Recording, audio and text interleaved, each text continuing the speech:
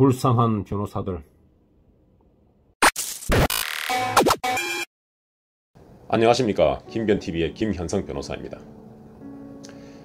최근에 우리 사회는 물론이고 우리 법조계에 특히 큰 충격을 주는 사건이 발생하였습니다. 소송 결과에 불만을 품은 50대 남성이 소송 상대방의 변호사 사무실에 찾아가서 불을 질렀습니다. 그 결과 그 사무실에 있던 변호사 1명과 사무직원 6명이 사망하고 또 40명이 넘는 사람이 중상이나 경상을 입는 피해가 발생했다고 합니다. 그야말로 대형 참사였습니다. 이 방화범은 투자금 반환 소송을 제기했는데 패소했다고 합니다. 이 패소한 당사자가 불만을 품고 성소한 상대방의 변호사 사무실을 찾아간 것이죠. 그래서 불을 지른 것입니다. 그 상대방 변호사 입장에서는 얼마나 황당한 일이겠습니까? 그런데 그보다 더 황당한 일이 거기서 방화로 사망한 변호사는 그 사건과는 전혀 무관한 다른 변호사였어요. 그래서 다른 변호사가 사망했고 또 거기 있는 사무직원도 마찬가지입니다. 6명이 사망했는데 모두가 그 방화범과는 전혀 일면식도 없는 그런 사이였습니다. 이 얼마나 황당한 일이겠습니까? 그러니까 사회적으로 충격이 되고 우리 법조계는 거의 멘붕 상태에 빠져 있습니다. 물론 이 사건이 방화범 개인의 범죄, 일개 변호사 내지는 변호사 사무실에 대한 방화 범죄다라고 볼 수도 있습니다. 그런데 우리 사회, 또 특히 법조계에 큰 충격을 주고 있는 이유는 무엇일까요? 우리가 살면서 다른 사람과 분쟁이 생겼을 때 우리는 법대로 하자라는 말을 자주 합니다. 이게 무슨 의미냐면 우리가 우리 권리를 주장할 때 상대방이 그 권리를 인정하고 또 그대로 받아준다면 내 권리는 그대로 충족이 되는 것이겠죠. 그런데 만약에 상대방이 그것을 인정하지 않는다면 어떻게 될까요? 상대방도 자신의 권리를 주장할 수가 있겠죠. 그렇다면 권리와 권리 사이에 충돌이 생깁니다. 그러면 분쟁이 발생하는 것이죠. 그럼 누구의 권리를 우선시켜줘야 되고 누구의 권리를 충족시키고 누구의 권리를 양보시켜야 될까요? 자, 이런 것을 해결하기 위해서 존재하는 것이 바로 법이라는 것입니다. 한 사람의 권리를 최대한 보장하는 대가로 다른 사람의 권리가 희생되는 것, 이것은 바람직하지 않겠지요. 그래서 사회 구성원들이 골고루 자신의 권리를 정당하게 보장받도록 하기 위해서 우리가 스스로 조금씩 양보한다든지 또는 내 권리를 끝까지 주장하지 않는다든지 어떤 룰을 정할 수 있다 이거죠. 그 룰이 바로 법이라는 것입니다. 그런 의미에서 본다면 우리 사회 구성원들 사이에 약속이 바로 법이다라고 볼 수가 있겠죠. 그런 의미에서 사람과 사람 사이의 약속, 계약이 되겠죠. 이 계약도 법의 일종이다라고 볼 수 있을 것입니다. 이처럼 내 권리를 보장받기 위해서는 나도 법을 지켜야 되겠지만 상대방도 법을 지켜야 될 것입니다. 또한 국가도 개인의 권리를 제한하기 위해서는 법에 따라야 되고 법에 정한 절차를 따라야 하는 것입니다. 이처럼 법이라고 하는 것은 우리 사회를 지탱하는 하나의 시스템이자 체계라고 보시면 될 것 같습니다. 그래서 이 법대로 법에 맞추어서 법의 정신에 맞추어서 권리 행사를 해야 되고 또 국가도 거기에 맞추어서 국가 작용을 해야 한다라고 하는 것이 바로 법치주의라고 하는 것입니다. 이러한 법치주의가 침해됐을 때 또 내 권리가 침해당했을 때 그것을 회복할 수 있어야 되겠죠. 이렇게 법으로 보장되어 있는 또는 계약에 의해서 보장되어 있는 자신의 권리를 어떤 사람으로부터 침해를 당했을 때 그러면 권리 침해가 있겠죠. 이 권리 침해를 구제받기 위해서는 어떻게 할까요? 국가에 대해서 권리 구제를 청구할 수 있는 것입니다. 이것이 바로 재판 청구권이죠. 우리 헌법에서도 재판 청구권 내지는 재판을 받을 권리를 보장하고 있습니다.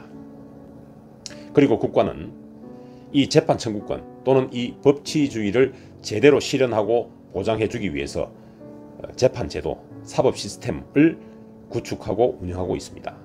이 사법 시스템은 매우 중요한 기능을 하게 되는 것이죠. 법치주의를 위해서 존재하는 것입니다. 그 사법 시스템의 중요한 축을 담당하고 있는 것이 바로 법원과 검찰 그리고 변호사입니다.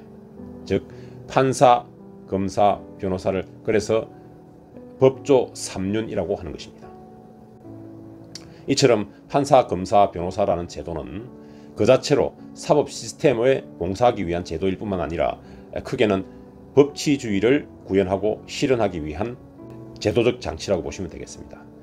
그래서 어떤 사람이 재판 결과에 앙심을 품고 판사를 공격한다든지 또는 검사를 공격한다든지 또는 변호사한테 위해를 가하는 행위는 바로 사법 시스템 내지는 법치주의에 대한 테러다라고 볼 수 있는 것입니다.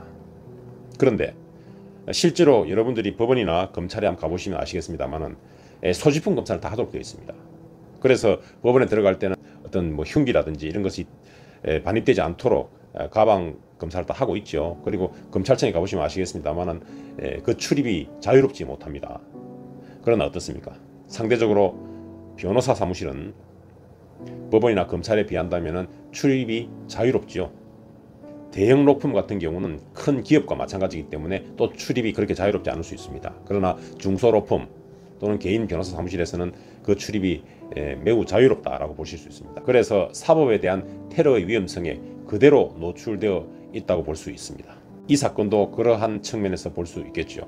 만약에 그 방화범이 판결 결과에 앙심을 품었다면 어쩌면 판사를 공격하고 위해를 가했을 수도 있습니다. 그러나 그 판사에게 접근하기란 어렵죠. 그렇다 보니 상대방 변호사, 일면식도 없는 그 변호사 사무실에 가서 불을 지르는 그러한 끔찍한 사건을 저지르고 만 것이죠. 자, 이러한 사건들은 왜 발생하는 것일까요? 물론 가장 크게는 그 방화범 개인의 개인적인 성격이 가장 큰 문제일 것입니다. 그 행위가 가장 문제가 되겠죠.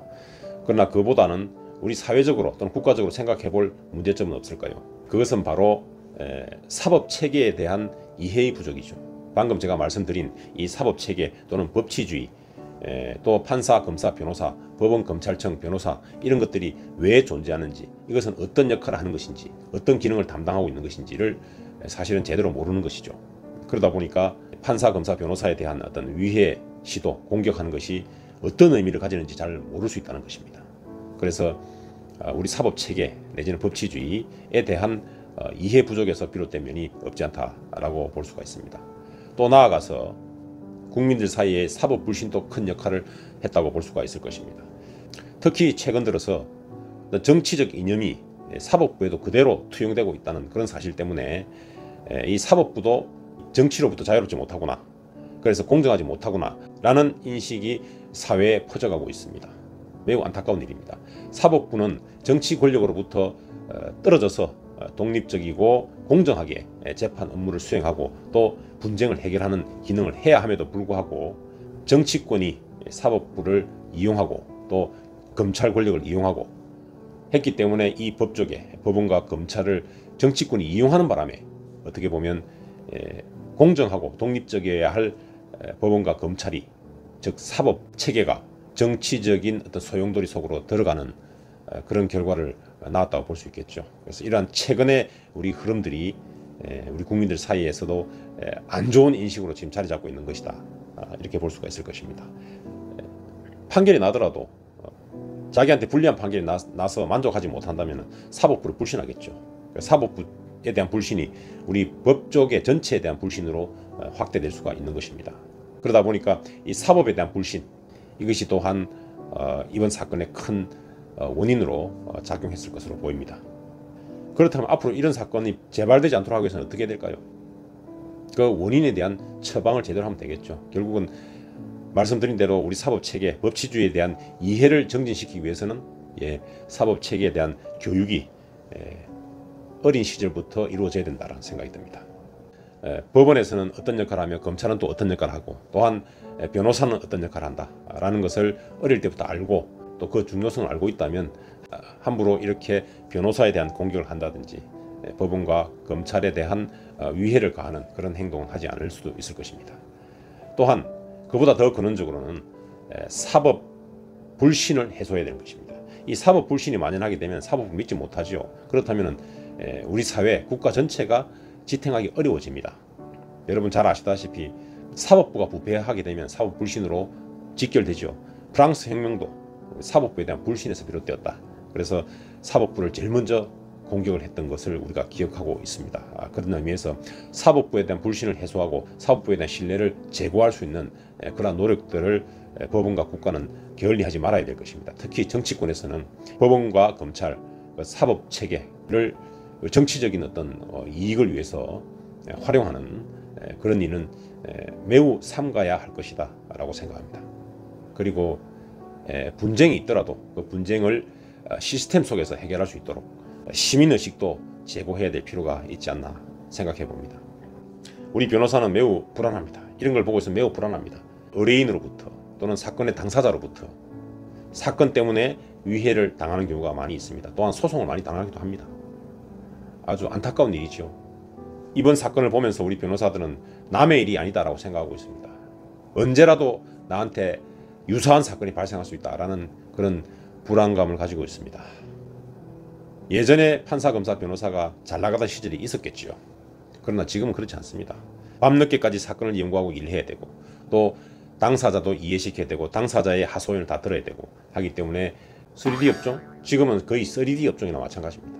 판사와 검사들은 그래도 공무원이기 때문에 한정된 시간 안에서만 일을 할 수도 있습니다만 변호사의 경우에는 그렇지 않죠. 그렇다 보니까 사건으로 인해서 시달림을 받는 경우가 종종 있습니다. 변호사의 한 사람으로서 앞으로는 이런 일이 절대 발생하지 않기를 바랍니다. 분쟁이 없어지면 제일 좋겠습니다만 사람이 살아감에 있어서 분쟁이 없을 수는 없겠죠. 그러니까 이 분쟁을 어떻게 해결하느냐, 이것이 바로 그 사회의 성숙도와 직결된다고 생각합니다. 자, 오늘은 여기까지 하겠습니다. 시청해 주셔서 감사합니다.